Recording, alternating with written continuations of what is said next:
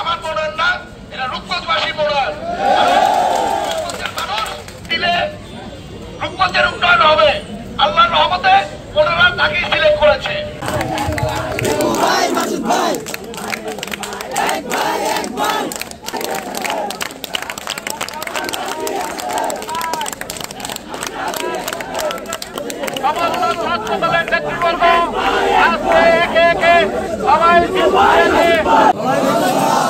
কেমন আছো?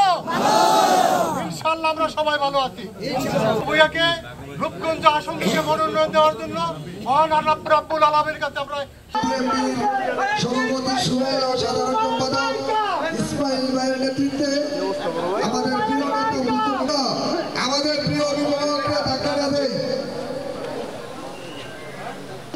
আপনারা নেমে অন্যকে ছবি তোলার সুযোগ দেন।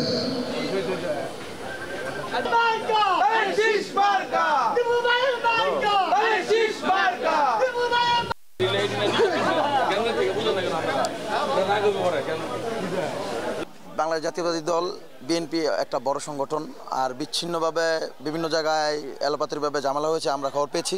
কিন্তু আপনারা দেখবেন আমাদের রূপগঞ্জে যেই গ্রুপিংটা ছিল এটা বাংলাদেশের মধ্যে সবচেয়ে কঠিনতম গ্রুপিং আমি মনে করি।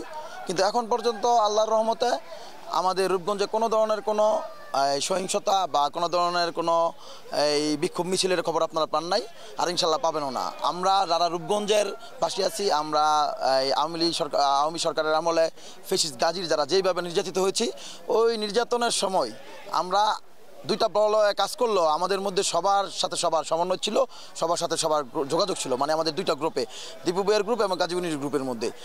এই কাজটাই আমাদের আজকে ঐক্য গড়ে তুলতে মানে সহযোগিতা করেছে।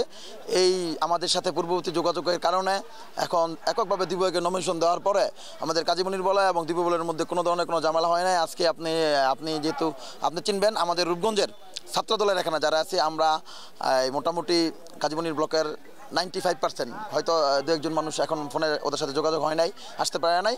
আমরা আশা করি আজকে বিকালের মধ্যে আমরা 100% ছাত্রদল কাজীবনির বলে যে ছাত্রদল ছিলাম 100% আমরা দীপু ভাইয়ের সাথে এক হব এবং রূপগঞ্জ এর এই আসনটি জনাব মুস্তাফিজুর রহমান দীপু ভাইয়ার এই আসনটি আমরা দেশনেত্রী বেগম খালেদা জিয়া এবং তারেক রহমানের হাতে তুলে দিব এবং বিপুল ভোটের ব্যবধানে আমরা জয়যুক্ত হবে, এটাই আমাদের প্রত্যাশা ইনশাল্লাহ।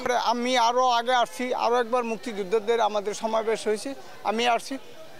উনি খুবই ভালো, উনি আমার আশা আকাঙ্ক্ষিত। উনি যদিও আরও অন্য কেউ নমিশন পেত তো উনির সাথে প্রতিযোগিতা দিতে পারতো না, উনি বিপুল ভোটে অগ্রগামী থাকতো। তা আমি আশা করি বাকি সময়টা উনি যেন সুস্থ মস্তিষ্ক নিয়ে, বিশেষ করে নারায়ণগঞ্জের এক আসনকে উনি যেন সবার জনপ্রিয় হতে পারে, আমি এই আশাই ব্যক্ত করি। যে আসলে মুস্তাফিজুর রহমান ভূঁইয়া দীপু সাহেবকে নমিনেশন দিয়ে যে উনি বিগত দিনে আন্দোলন সংগ্রাম যেই ত্যাগ তিতিক্ষা ওনার ছিল, যেমন আর মানে যেই ফ্যামিলি থেকে উনি উঠে এসেছে দীপু ভূঁইয়া সাহেব, আপনারা জেনে থাকবেন অতীতে ওনার বাড়ি ঘরে হামলা হয়েছে, মার্কেটে হামলা হয়েছে, ওনার অসংখ্য নেতাকর্মী এখনও গুলিবিদ্ধ আছে, ওনার অসংখ্য নেতাকর্মী মামলা হামলা, বাড়িঘর ভাঙা, ব্যবসা প্রতিষ্ঠান লুণ্ঠন হয়েছে।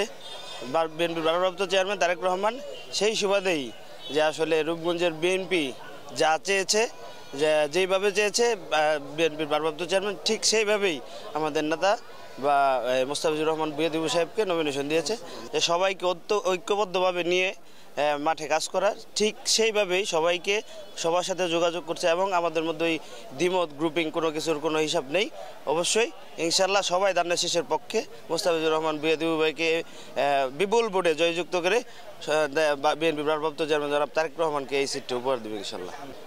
হিন্দু মুসলিম খ্রিস্টান যারা আছে সবাই দীপু ভাইয়ারা চায়, আমরাও চাই দীপু ভাইয়া সংসদে যাক, আমরা উনিরে মন্ত্রী হিসাবে দেখতে চাই, আমরা এমপি হিসাবে দেখতে চাই না।